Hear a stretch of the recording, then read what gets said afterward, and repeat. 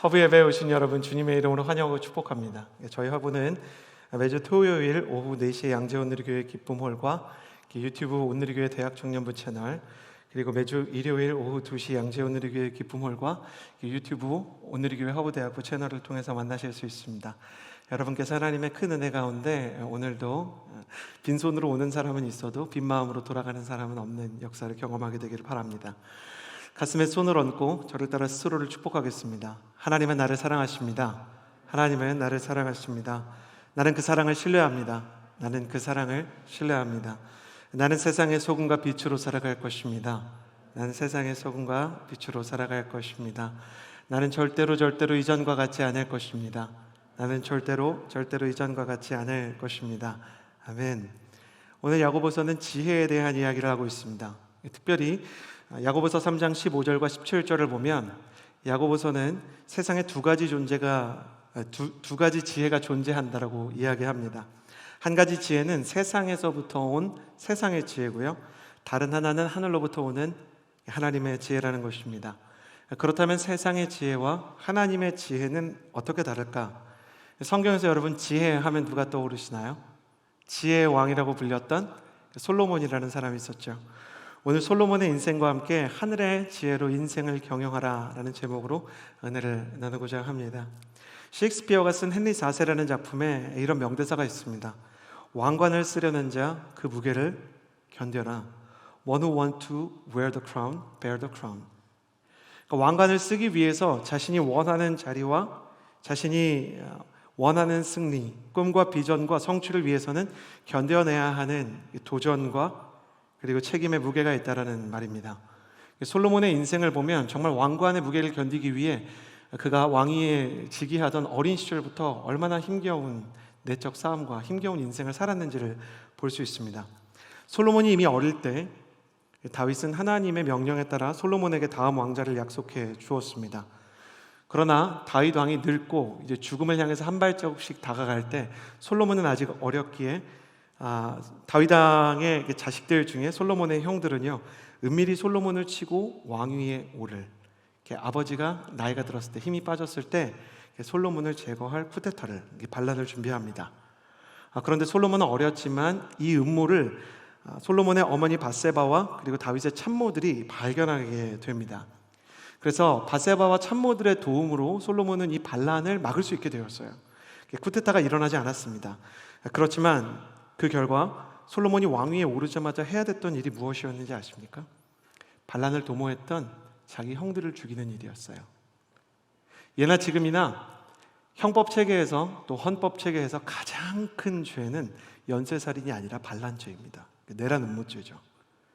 그러니 살려둘 수 없었고 어린 솔로몬은 왕위에 오르자마자 20살도 되지 않은 나이에 형들을 포함한 반란 세력을 모조리 숙청하기 시작합니다. 얼마나 가혹했겠습니까? 누군가를 숙청하고 그 자기 형제까지 등을 돌리는 일, 얼마나 괴로웠겠습니까? 그리고 왕이 되었는데 여러분 나중에 취업을 하면 알게 되고 또 우리가 어떤 리더를 하게 되면 알게 되는데 전임자가 어떤 사람인지가 되게 중요합니다. 전임자가 너무 잘했던 사람이면 부담스러운 건데 솔로몬의 전임자 선왕이 누구였냐면 전설적인 다윗 왕 아닙니까? 다윗의 전설적인 리더십에 비하면 솔로몬은 너무 어리고 연약하고 특별히 군사에 대해서 아는 게 없었어요. 다윗은 경제적으로나 정치적으로 또 인사 발탁에 있어서도 탁월한 리더십을 가지고 있었지만 다윗의 가장 큰 힘은 장군 출신이었기 때문에 고대 세계에서 가장 중요했던 이 전쟁을 승리로 이끄는 일이었거든요. 솔로몬은 전쟁을 지휘할 만한 능력도 없고 인사 배치를 하고 경제 정책을 세우는 게 너무 어려운 겁니다. 여러분 생각해 보세요. 여러분도 젊다고 생각하지 않습니까? 여러분이 갑자기 이 나라의 대통령이 됐다 그러면 어디서부터 손대야 될지 혼란스럽지 않습니까? 솔로몬이 그런 상태였습니다. 형제를 숙청하고 아버지를 넘어서야 하는 리더십의 도전 앞에 섰던 어린 왕, 그가 왕관을 쓰기 위해 견뎌야 했던 왕관의 무게는 너무나 혹독했습니다. 그래서 솔로몬은 필사적으로 하나님에게 매달려 기도하기 시작합니다. 하나님, 제발 내게 주어진 이 왕관의 무게를 견딜 수 있는 능력을 주십시오. 나는 주님 외에는 갈 곳이 없습니다. 여러분, 그래도 우리는 성경을 통해서 굉장히 중요한 걸 배우는데 갈 곳 없으면 주님께로 가야 됩니다. 솔로몬은 갈 곳이 없는 상황 속에서 주님께 간절히 매달리기 시작했고 이에 응답하여 하나님께서 그에게 나타나십니다. 그래서 내가 너에게 한 가지 소원을 들어주겠다라고 얘기했는데 솔로몬이 이때 정말 훌륭한 대답을 하죠.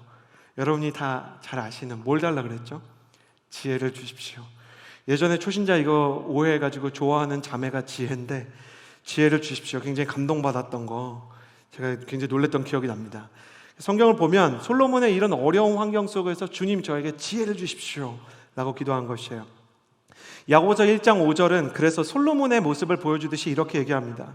너희 중에 누구든지 지혜가 부족하거든 모든 사람에게 후히 주시고 꾸짖지 아니하시는 하나님께 구하라. 그리하면 주시리라. 인생이 내 힘으로 견디기 힘들 때, 사람에 대한 관계의 결정이 필요할 때 어떻게 말을 해야 될지, 또 내가 진로를 어떻게 선택해야 될지, 무엇이 내 인생의 최상의 선택일지, 또 어떤 선택을 피해야 되는지 고민이 될 때 너는 지혜가 부족하다는 것을 인정하고 하나님 앞으로 가서 지혜를 구하라. 솔로몬은 제국의 왕이었지만 그의 인생 가운데 왕이라는 자리가 그의 왕위와 그가 실제로 해결해야 되는 일들을 보증하는 수표가 되지 않는다는 걸 알았어요. 이 사람에게는 왕이라는 자리보다 지혜가 귀했던 것입니다. 여러분, 학교의 이름이 중요한 것 같지만 학교의 이름이 중요하지 않습니다. 여러분, 직장의 이름이 중요한 것 같지만 직장의 이름이 중요하지 않습니다. 사는 동네, 내 키, 나의 피부색이 중요한 것 같지만 그렇지 않습니다. 진짜 중요한 것은 내 속 안에, 내 영혼 안에, 내 마음 안에 무엇이 들어있냐 하는 것입니다. 세상은 그것을 사람의 됨됨이라고 말하고 하나님은 그것을 영성이라고 말합니다. 나는 여러분의 인생 가운데 하나님께서 부어주시는 하늘의 각양 좋은 은사와 특별히 지혜가 임하는 청년의 시기가 되기를 주님의 이름으로 축복합니다. 지혜로 충만한 청년이 될지어다. 여러분 조금만 더 간절함을 가져보시겠어요? 지혜로 충만한 사람들이 될지어다. 그래서 하나님께서 여러분이 선택해야 될 때, 여러분이 사람을 대해야 될 때 어떻게 해야 될지 알게 해주시기를 바랍니다. 그렇다면 하나님께서 주시는 지혜의 특징은 무엇인가? 하나님의 지혜의 특징은 이 솔로몬의 재판이라는 사건을 통해 우리가 배울 수 있습니다. 열왕기상 3장에 일반 사람들에게도 잘 알려진 사건이 있죠. 솔로몬의 재판입니다. 열왕기상 3장은 당시 온 나라를 뒤흔들어 놓았던 사건을 기록하고 있는데 이미 많은 사람들이 알고 있듯이 한 아기를 두고 두 여자가 자신이 이 어린아이의, 이 아기의 어머니라고 주장하는 여인들의 소송 사건이었던 것이죠. 이 두 여자는 같이 살고 있는 사람이었어요. 상황이 생계가 어려워서 이 두 여자가 같이 사는데 두 여자가 비슷한 시기에 아이를 낳은 거예요. 근데 하룻밤에 두 아이 중에 한 아이가 죽게 돼요. 그리고 한 아이가 살았는데 살아남은 이 아이가 이 두 여자의 아이라고 서로 우기고 있는 것이었어요. 이 다른 아이가 죽은 이유는 밤에 자다가 한 여자가 실수로 자기 아이를 깔아서 질식해서 죽게 되었다라고 합니다. 아이를 죽이게 된 자기의 아이를 잃어버린 여자는 자기의 죽은 아이와 살아있는 아이를 바꿔치기 해서 이 아이가 내 아이라고 주장하기 시작했고, 깨어나서 아기가 바뀐 것을 알게 되어서 놀란 여자는 서로 누가 진짜 살아있는 아기의 어머니냐를 두고 소송 재판까지 올라오게 됩니다. 이게 점점 커지는 거예요. 처음에는 동네 사람들이 가서 도와주려고 했는데 사람들이 그 집에 관심이 별로 없었던 것 같아요. 정말 소외되고 어려웠던 가정이었던 것 같아요. 그러니까 두 여자가 아이를 낳은 건 어렴풋이 않는데 저 살아남은 아이가 누구 애기인지 모르겠는 거예요. 우리도 왜 이렇게 교회에서 어떤 애기 보면 그냥 저 아이가 누구 애기인지 잘 모르잖아요. 그러니까 이게 모르니까 점점 재판이 커져서 끝내는 이것이 왕궁에서 직접 이 사건을 해결해야 되는 소위 예루살렘 베이비 스캔들이 되어버렸어요. 사건의 개요는 단순해요. 그런데 사건의 진위를 밝히는 것은 참 어려웠습니다. 당사자인 두 여인의 증언이 서로 엄청나게 엇갈리는데 목격자가 없기 때문에 소송 당사자인 두 여인을 신문하는 것 외에는 방법이 없었어요. 지금 같으면 과학수사대가 머리카락 하나 뽑아가지고 DNA 검사하면 될 텐데 고대 사회에서는 방법이 없는 것이죠. 이 어려운 재판에서 솔로몬의 지혜가 드러나기 시작합니다. 솔로몬은 논리적인 상황 분석과 과학적인 수사 모두 불가능하다는 것을 깨닫고 인간의 심리를 건드리는 심리 수사를 합니다. 일단 두 여인의 주장을 다 인정해 주는 것처럼 얘기하죠. 아이는 하나인데 이 아이가 누구의 아이인지를 정확히 가릴 수가 없으니까 이 아이를 칼로 이제 반으로 나눠서 양쪽 어머니에게 반씩 나누어 주어라. 너무 끔찍한 제의를 한 것이죠. 물론 솔로몬은 실제로 이렇게 할 의도가 없었어요. 이렇게 하자 솔로몬의 예상대로 여러분 이 얘기 다 아시지 않습니까? 두 여인의 반응이 엇갈렸습니다. 한 여자는 차라리 아들이 살아있는 채로 상대방 여자에게 길러졌으면 좋겠다. 저 아이는 저 여자 아이입니다. 이렇게 얘기를 했고요. 다른 여인은 왕의 제안대로 아이를 갈라서라도 반으로 가져가야 되겠다라고 얘기합니다. 당연히 아이를 상대방에게 주라는 여자가 진짜 어머니였죠. 근데 이 장면을 그냥 동화처럼 읽지 않고 실제 사건이라고 생각하면 좀 이상하지 않아요? 애초에 가짜 엄마가 남의 아이가 자기 아이라고 우겼던 이유는 자기 아이가 죽어서 살아있는 아이를 갖기 위함이었잖아요.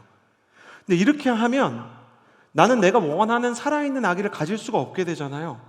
왜 이 여자는 목적을 포기하고 이 끔찍한 제안을 받아들였을까 생각해 보셨어요? 이상하잖아요, 상식적으로. 왜 그러냐면 왕의 재판정에서 위증을 할 경우에는 무조건 사형이었기 때문이에요. 재판정이 지방 재판정이 있고 지파 재판정이 있어요. 그러니까 요셉 지파 재판정이 있고 이게 점점 대법원으로 올라오는 것처럼 올라오거든요. 위증죄가 지금도 크지만 과거에는 수사기법이 발달하지 않았기 때문에 위증에 대한 판결이 엄격해야만 재판에 면이 설 수가 있었어요. 그러니까 어떤 상황이었냐면 왕의 재판장에서 만약에 거짓말을 한다면 그 사람은 무조건 사형을 언도받는 거예요. 그러니까 왕의 재판정에 와서는요, 이 두 명의 여자 중에 한 명은 죽어서 나가야 되는 상황인 겁니다. 근데 왕이 지금 뭘 한 거냐면 아이를 반으로 갈라주는 대신 두 사람 다 살려주겠다고 얘기하는 거 아니겠어요? 50%의 확률로 내가 죽는 상황이었는데 아이만 죽으면 100%의 확률로 내가 살 수 있다라는 확신이 드니까 이 여자가 그렇게 해서라도 내가 여기서 살아나가야 되겠다, 내가 두 발로 걸어 나가야 되겠다라는 생각을 하게 되었던 것입니다. 반면 여기서 진짜 어머니의 심리를 한번 살펴봅시다.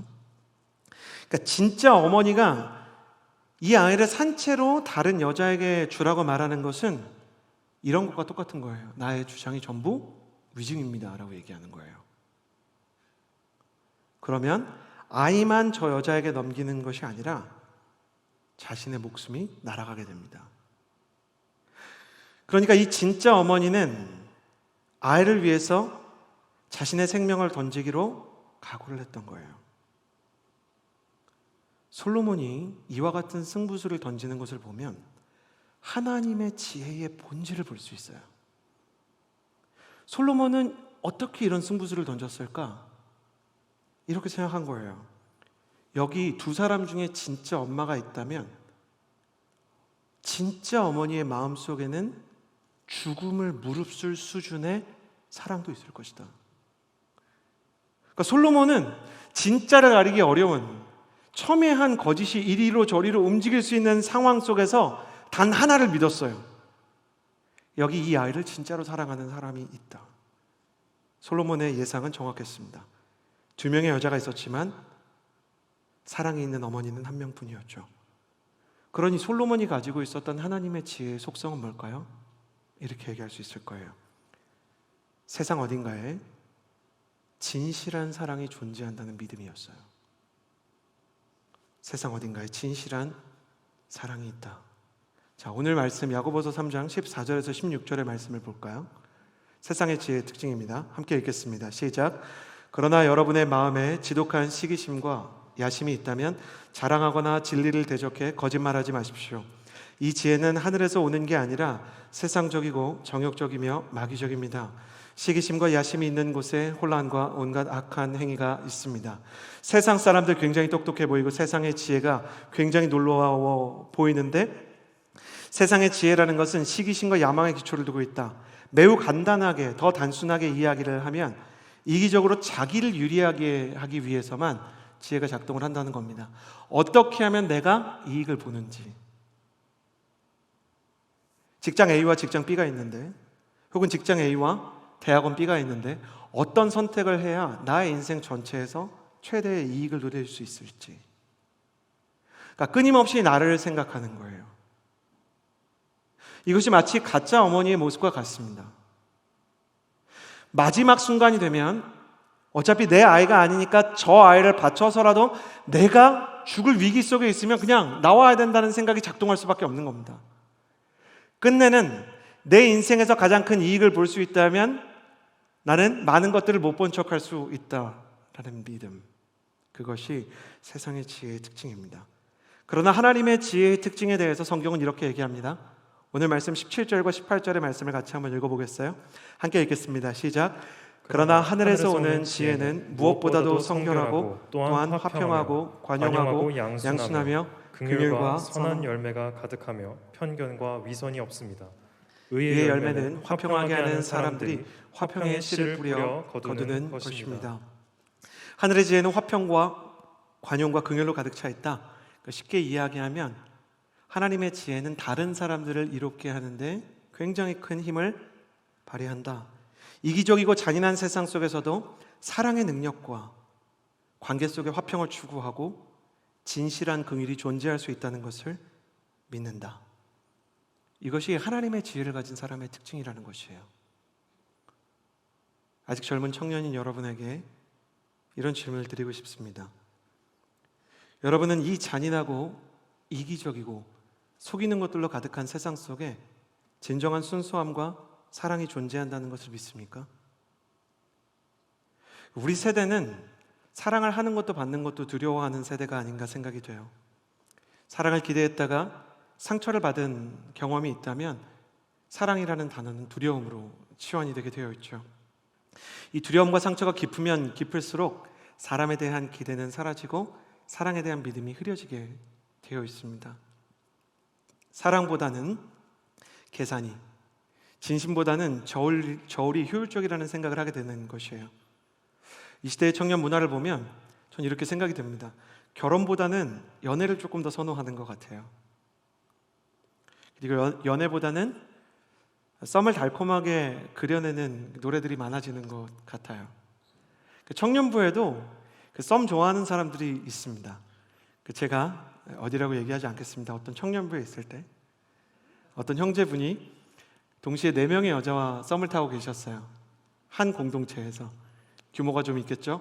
어디라고 말하지 않겠습니다. 그런데 너무너무 황당한 거죠. 한 사람이 4명의 여인과 썸을 타다가 결국 이 4명의 여인이 건너 알게 되는 상황이 드러난 거예요.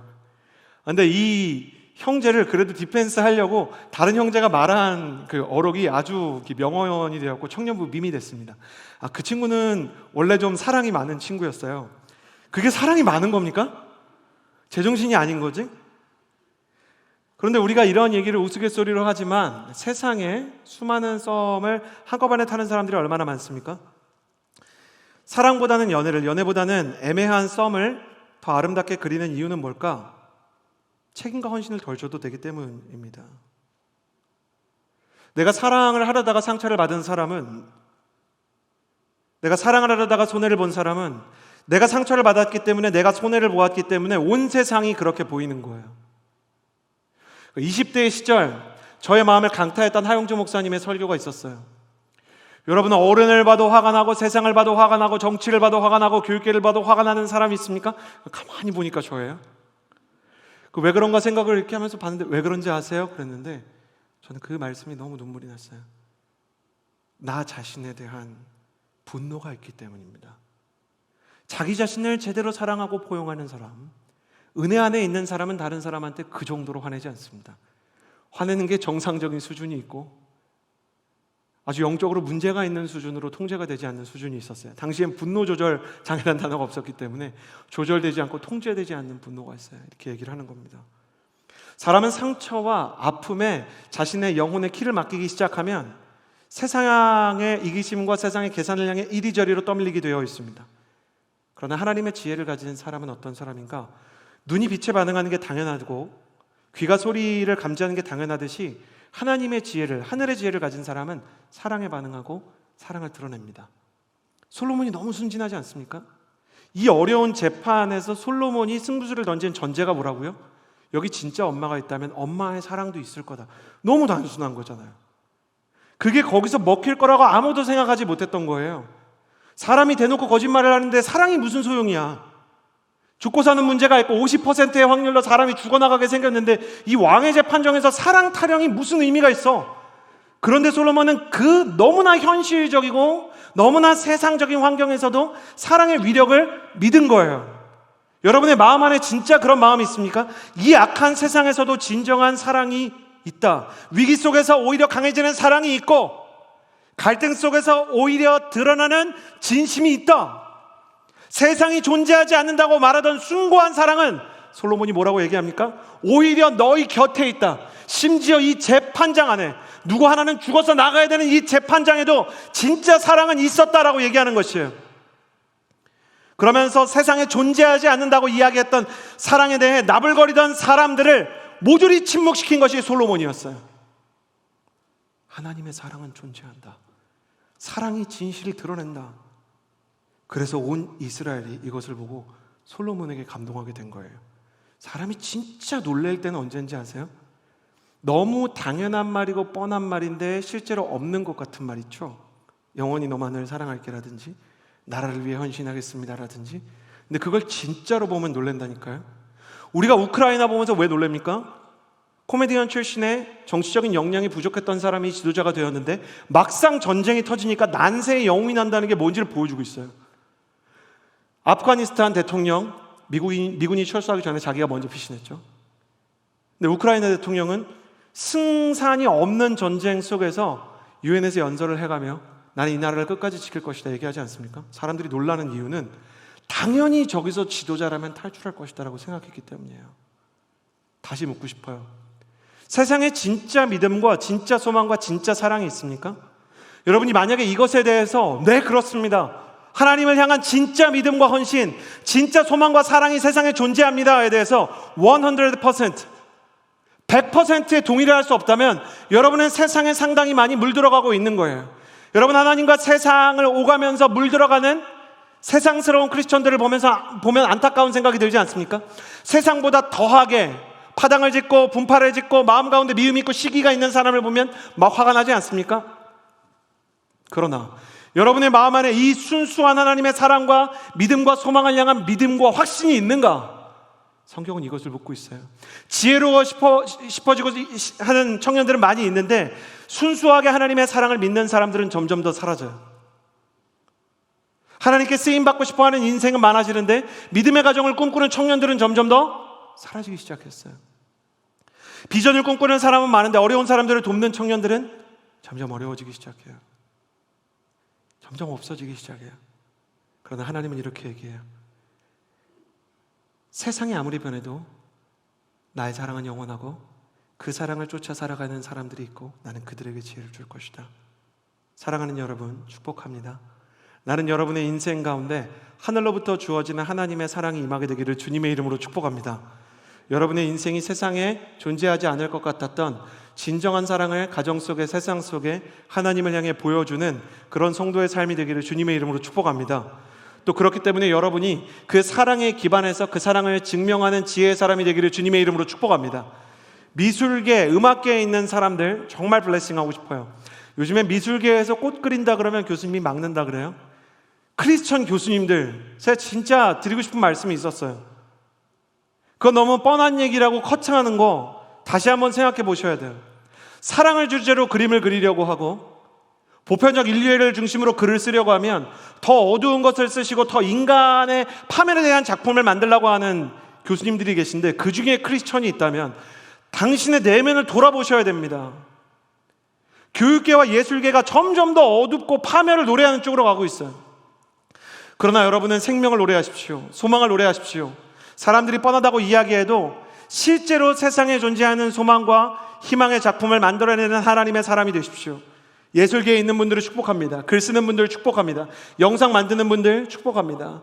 여러분이 사업을 하는 사람들도 세상에 정말 도움이 되고 많은 사람들에게 유익이 되는 그런 일들을 하게 되기를 바랍니다. 여러분의 존재와 여러분의 비전이 그 자체로 다른 사람들에게 유익이 되고 소망과 사랑의 통로가 되기를 주님의 이름으로 축복합니다.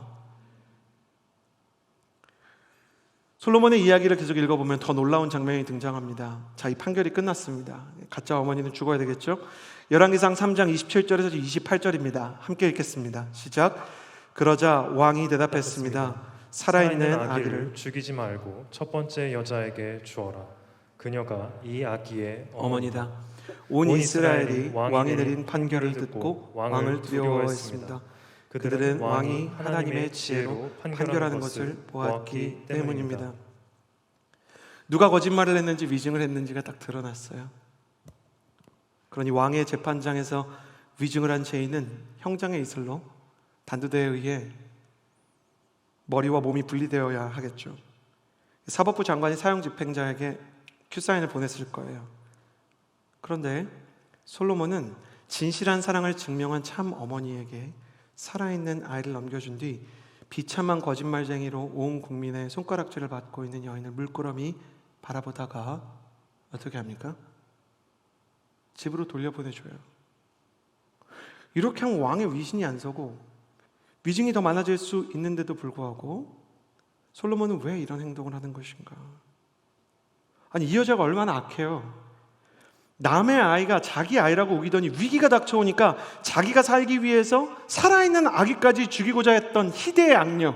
와, 이런 사람 대한민국에 있었으면 악플 난리 났습니다. 난리 났어. 유튜브에서 신상 캐고요, 인스타그램 테러 난리 났어요. 인스타그램 계정부터 빨리 닫아야 되겠죠. 근데 솔로몬은 왜 이 악녀를 처벌하지 않았던 것인가? 그것은 이 악녀가 지난밤에 자기 친아들을 잃은 비참한 어머니였다는 사실을 감안했기 때문입니다. 오늘은 위증하는 사람이지만 어제는 아이를 잃어버린 비참한 여인이었기 때문이죠. 다시 이 아이가, 자기 아이가 죽었던 그 이유가 어떻게 밝혀져 있다고요? 성경에 잠든 사이에 실수로 스스로의 아이를 덮어서 자기에 의해서 자기 아이가 질식을 해서 죽게 되었다는 것이에요. 솔로몬은 그 여인을 바라보고 그 여인이 겪고 있는 제정신이 아닌 슬픔을 보았던 것입니다. 솔로몬이 칼 같을 때 칼 같은 사람이에요. 근데 이 상황 속에서는 무엇을 해야 되는지를 알았습니다. 이 장면을 보고 온 나라가 솔로몬의 지혜에 두려움을 느꼈다. 원어로는 소름이 끼쳤다는 거예요. 솔로몬이 진실한 사랑을 드러냈을 뿐만 아니라 왕으로서 진정한 자비를 보였기 때문이에요. 이전까지 솔로몬은 사람 숙청하고 자기에 반대되는 사람들을 이렇게 죽이려는 폭군의 이미지처럼 가고 있는 중이었어요. 근데 솔로몬이 사람의 인생을 정말 하찮은 사람이거든요. 이 두 어머니가 사실 지금으로 치면, 여러분 죄송합니다, 성경에 이렇게 써있기 때문에 유흥업소에서 자신의 몸을 이렇게 매개로 경제활동을 하는 여인들이었다, 길거리 여인들이었다, 이렇게 기록되어 있어요.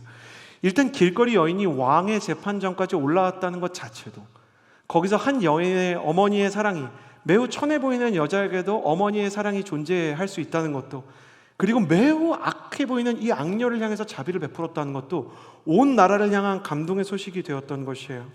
솔로몬이 하나님에게 지혜를 구했던 장면을 성경이 이렇게 기록하고 있어요. 열왕기상 3장 9절이죠. 솔로몬이 지혜를 달라고 기도한 게 아니라 이렇게 얘기해요. 주여, 주의 종에게 듣는 마음을 종에게 주사 주의 백성을 재판하여 선악을 분별하게 하옵소서. 내가 하나님의 소리를 듣고 사람들의 마음의 소리를, 인생의 소리를 듣고자 합니다. 내가 누군가와 이야기하면 그 사람의 마음이 들리게 되기를 바랍니다. 내가 누군가의 이야기를 들으면 그 말과 언어 이면에 있는 그 사람의 인생이 들리게 되기를 원합니다. 성경은 이렇게 이야기합니다. 18절 말씀 같이 읽어보겠습니다. 의의 열매는 화평하게 하는 사람들이 화평의 씨를 뿌려 거두는 것입니다. 하나님이 가진 지혜는 화평하게 하는 것인데 굉장히 관계적이라는 것이에요. 17절에는 하늘의 지혜는 긍휼한 면이 있다 그래요. 긍휼이라는 건 compassion, community, come together 할 때 이 라틴어 com, cum 하면 함께라는 뜻이에요. passion, 그럼 고통인데 남의 고통을 자기도 같이 느끼는 거예요. 그러니까 이 사람이 단순히 판단력만 있는 게 아니라 공감 능력이 엄청 뛰어난 사람이었던 거예요. 무엇이 힘들고 무엇이 괴로운지 백성을 보면 알겠는 거예요. 사람들을 보면 그 백성의 필요를 알겠는 거예요. 그것만큼 훌륭한 지도자가 어디 있겠어요. 지금 이 나라에, 이 민족에 사람들에게 필요한 것이 무엇인 줄을 알고 적절히 대처하는 사람, 그것이 바로 솔로몬이었어요. 그는 진실한 사랑을 믿을 수 있었고 또한 진실한 사랑을, 진실한 공감을 할 수 있는 사람이었던 것이에요. 그렇기 때문에 그가 사랑할 수 있어서 그는 온유할 수 있었어요. 앞서 말씀드린 것처럼 하영정 목사님은 자기 자신에게 화가 나 있고 세상에 사랑이 없다라고 생각하면 모든 것에 화를 내게 돼 있다라고 얘기했다 그랬죠. 세상에 하나님의 사랑이 존재하는 것을 믿고 그 하나님이 나를 사랑하는 것을 믿고 그리고 자신 안에도 긍휼과 하나님의 공감이, 하나님의 마음이 있는 솔로몬은 온유할 수밖에 없었던 거예요. 오늘 말씀 13절을 보면 여러분 가운데 지혜롭고 분별력 있는 사람은 온유함으로 자신의 행동을 드러낸다 이렇게 얘기해요. 야고보서 1장도 하늘로부터 오는 각양 좋은 선물은 온유함에 담긴다라고 얘기해요. 온유함으로 우리에게 다가온다. 그러니까 비유하자면 비처럼 하나님의 그 선물과 지혜가 이렇게 내려도 온유함의 그릇이 있어야 그걸 받을 수가 있는 거예요. 온유하다는 건 어떤 것인가? 다른 사람의 마음과 세상의 필요에 반응할 수 있는 공감 능력입니다. 함께 울고 함께 웃을 수 있는 것이죠. 이것은 예수 그리스도의 마음입니다. 예수님을 생각해 보십시오. 예수님은 메시아로 공적인 활동을 하기 전에 30년 동안은 뭘로 사셨어요? 목수로 사셨어요. 예수님이 목수였다, 요셉이 목수였다 할 때 이 목수라는 단어는 이렇게 작업장을 가지고 이렇게 나무 강단 같은 걸 만드는 대목수가 아니에요. 대목수는 작업장 가지고 가구 만드는 거예요. 한샘, 리바트, 이케아 이런 것처럼 브랜드를 너무 많이 얘기했어요. 그러니까 그런 것처럼 이렇게 대목수는 자기 큰 가구들을 만드는 거죠. 소목수는 뭐냐면 작업장이 없어요. 공구통만 있어요. 그거 들고 가서 문자 고쳐드립니다. 열쇠 달아드려요. 이런 거예요. 여러분은 그런 거 잘 모르실 것 같아요. 옛날엔 어떤 사람들이 있었냐면 현관에 보조키 달아요. 수도 고쳐요. 이런 라디오를 계속 틀고 다니면서 집집마다 찾아다니면서 고치는 분들이 있어요. 우리로 좀 쉽게 이해하게 하려면 그 정수기에 필터 갈아주시는 코디네이터 이모님들 계시잖아요. 그런 것처럼 가정을 방문해서 도와주는 분들이었어요. 가정 와서 AS 하는 분들 우리 집에 찾아올 때 가끔 있잖아요. 어머니 아버지 보고 나를 보면 그분들이 왔다고 해서 우리 집 막 싹 대청소하고 막 머리랑 막 메이크업 다 하지 않죠. 그냥 있는 대로 다 그냥 놔두잖아요. 예수님은 의도적으로 소목수로 선택하셨어요. AS 센터 직원으로 일을 하면서 이 집 저 집 다니면서 30년 동안 뭘 하셨냐면 사람들의 고통과 아픔을 보셨어요. 이 사람들이 무엇이 힘들고 아픈지를 바라볼 수 있는 온유하고 공감하는 마음이 그 마음 속에 있으셨어요. 3년 동안 하나님의 사역을 하기 위해서 그분은 30년을 사람들의 삶 근처에 계셨어요. 여러분의 인생을 살펴보십시오. 수많은 허브의 청년들이 시험의 문제 때문에, 취업의 문제 때문에, 진로의 문제 때문에 고민하고 또 기도합니다. 그러나 성경은 우리에게 이렇게 물어요. 당신은 타인의 마음을 듣는 지혜를 구하고 있는가? 정말 다른 사람들의 마음을 알고 이해하고 공감하려는 능력이 있는가? 당신 안에 타인의 아픔에 함께 눈물을 흘려주고 타인의 기쁨에 함께 웃어주는 예수 그리스도의 마음이 있는가? 함께 웃고 함께 함께 울 수 있는가? 정말 내 순원이 아프면 가서 함께 돕고 내 순원이 기쁘면 함께 웃어줄 수 있는가? 저는 제 마음속에 예수님의 마음이 너무 부족하기 때문에 일단 순종하는 걸 기조로 잡을 때가 많이 있습니다. 요즘 허브대학부는 힐링터치라는 걸 하고 있어요. 힐링터치가 뭐냐면 코로나 확진된 사람이 되게 많잖아요. 요즘 우리나라가 전 세계에서 코로나 확진된 사람 1위잖아요. 그래서 허브 안에서 확진된 사람한테 전화를 하기 시작하는데 놀라지 마세요. 지금까지 허브 안에서만 확진된 사람이 80명이 좀 넘습니다. 그 일일이 전화를 하는 거예요. 그래서 혹시 아프지 않은지, 그래도 아픈데 전화해야 되지 않을까? 단순한 마음이었어요. 병자가 있으면 기도해 주라고 성경에 써 있으니까 성경 읽다가 그거 해야 되겠다. 저를 만난 우리 최종현 전사님, 박세미 전사님 불쌍하죠. 제가 읽고 성경에 감동받으면 전 절대 혼자 하지 않아요. 물귀신 같은 스피릿이 있는 겁니다. 같이 하자 그럽니다. 너무 좋지 않아요? 그러면 종현 전사님 머리가 좋으세요. 지혜로우세요. 그래서 너무 좋아요 라고 얘기하는데 어떤지 모르겠어요. 그래서 같이 전화를 한 거예요. 그러다가 제가 그 일을 왜 하게 됐는지 알게 됐어요. 처음에는 전화했는데 다들 생각보다 괜찮고 전화를 해도 그냥 일반적으로 인사를 주고받고 기뻐해줘서 좋긴 했는데 하나님의 일을, 하나님이 그래도 성경을 읽다가 이런 마음을 줘서 하는 거면 뭐가 어떤 일이 있지 않을까? 근데 딱 하나 어떤 일이 있었어요. 아버지가 중증 환자로 허락을 받고, 인용합니다. 그분의 허락을 받고 아버지가 중증 환자로 입원을 해 계시는데 기저질환이 있으셔서 위험하신 거예요. 근데 이제 그 자녀가 허브에 다니고 저의 전화를 받았더니 아버지가 물어보셨나 봐요. 저희 목사님이 전화를 했어요. 뭐 그런 얘기를 했나 봐요. 근데 다시 전화가 왔어요. 저희 아버지가 목사님 전화를 받고 싶어 하십니다. 당연히 해야죠. 근데 실제로 위험할 수 있는 순간이 되시니까 이분이 목사님이랑 통화를 하고 싶었던 거예요. 왜냐하면 교회를 떠난 지가 오래되셨어요. 마음속에는 언젠가 돌아가야지 생각이 있었는데, 근데 돌아갈 용기가 없다가 갑자기 인생의 위기가 닥쳐오고 어떻게 될지 모르는 좀 경과가 안 좋은 상황이시니까 같이 예배를 좀 드려줄 수 있냐,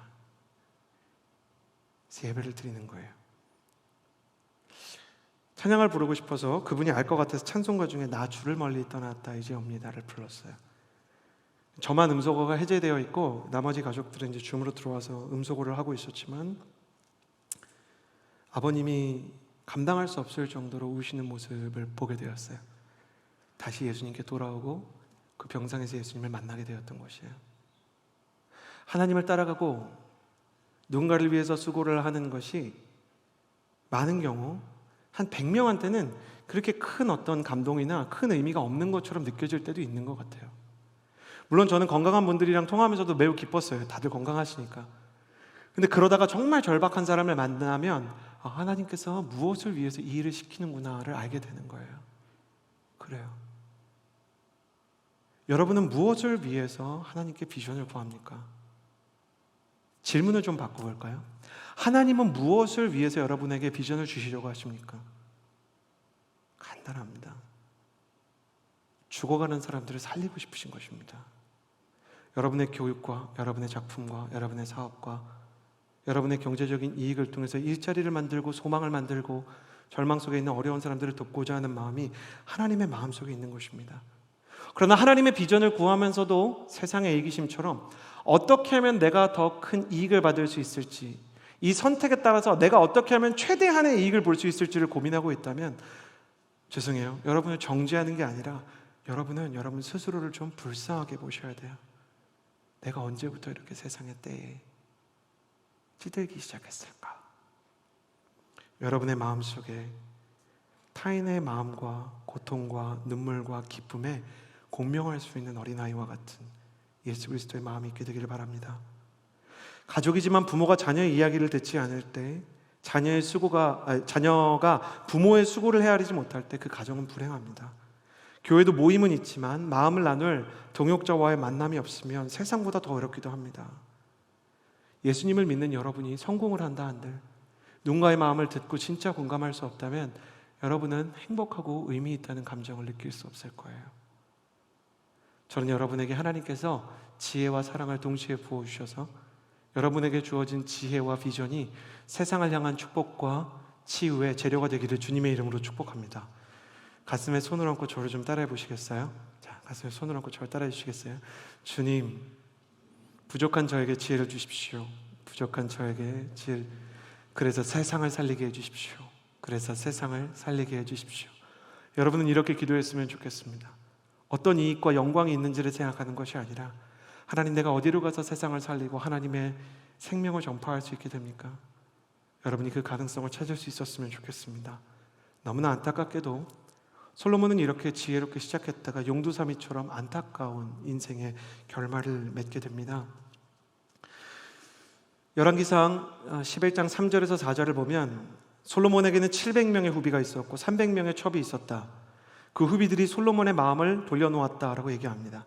솔로몬이 나이가 들자 왕비들이 그의 마음을 다른 신들에게로 돌려놓았고 솔로몬은 그 아버지 다윗의 마음과 달리 그의 마음을 하나님 여호와께 다 드리지 않았습니다. 아내가 700명 있고 첩이 300명 있대요. 사랑 진짜 많은 형제네요.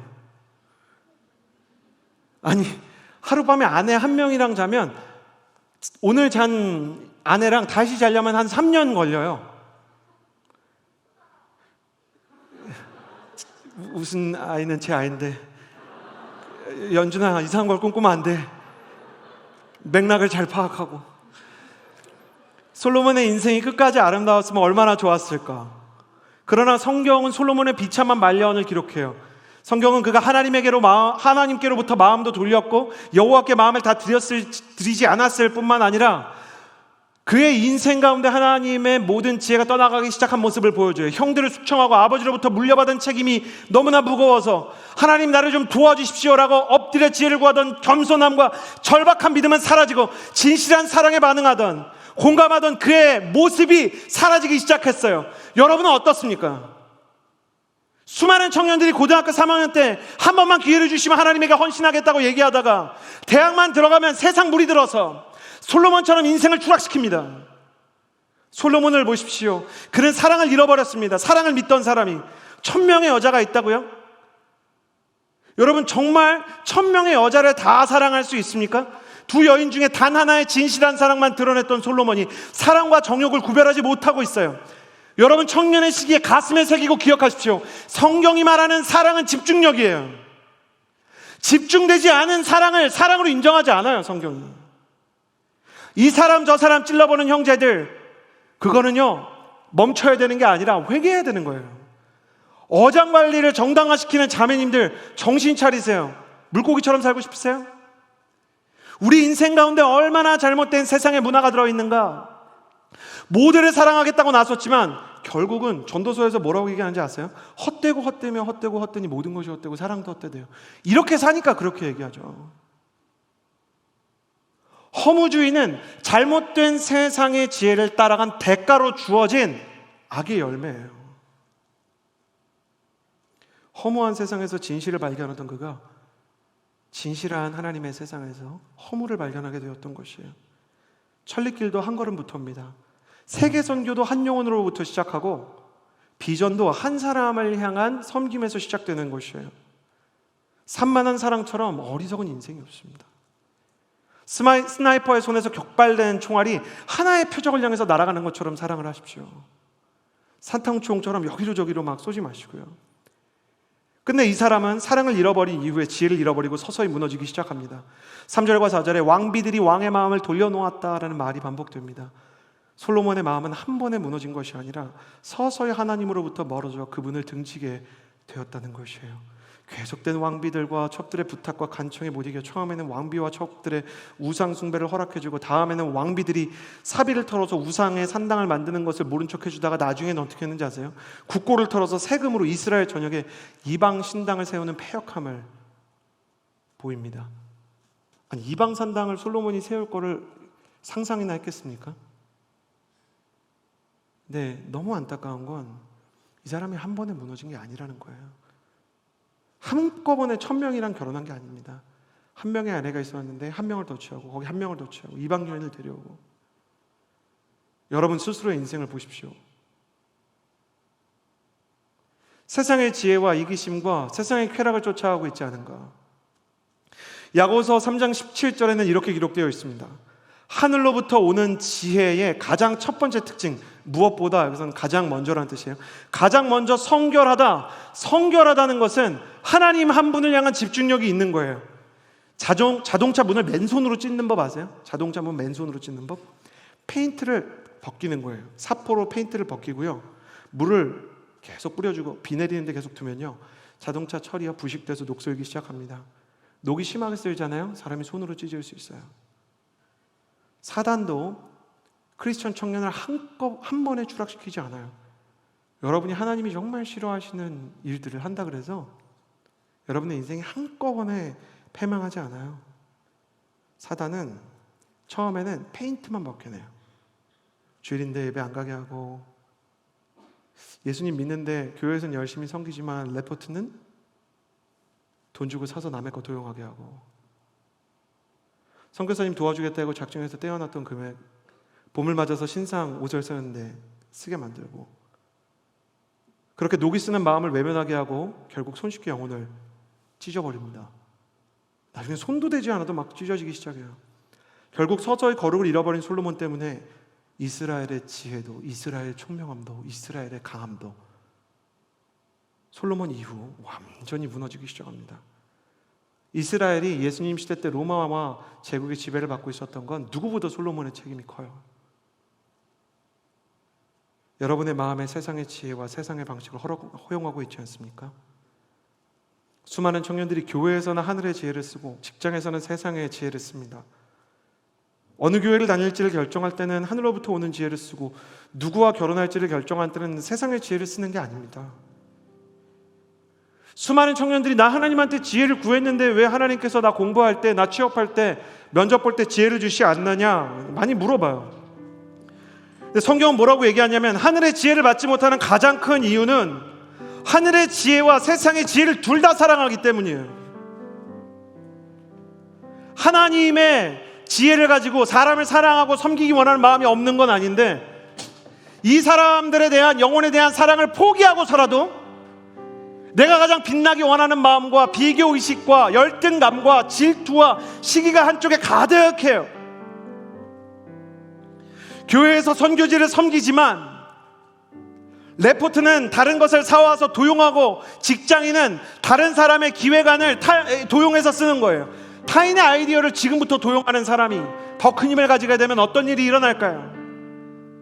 하늘의 지혜와 세상의 지혜를 왔다 갔다 하면 하늘의 정직과 세상의 요령을 이리로 저리로 좋은 것을 취하려고 하면 양쪽 모두 이익이라고 생각하겠지만, 아까 우리가 모두 웃었던 사랑 많은 형제처럼 양다리를 걸치는 사람은 결국 양쪽 모두에게 버림을 받게 되는 것처럼 결국에는 후회와 상실을 경험하게 될 것입니다.